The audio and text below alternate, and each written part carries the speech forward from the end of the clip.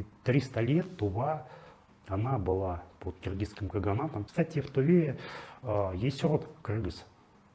Я был там в музее, и директор музея, замечательный человек, такой директор, он тувинец, говорит, я из рода кыргыз. Да.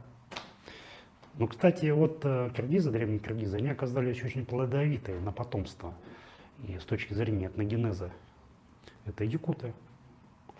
Одну из там ветвей как бы положили башкиры.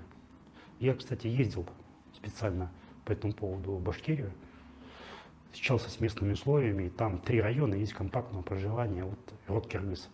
Там топонимика, речка киргизы, там большие киргизы, малые киргизы. И мы туда приезжали, мы с ними общались, и я спрашивал, а вы, собственно говоря, кто? Они говорят, а наши предки пришли с Енисея.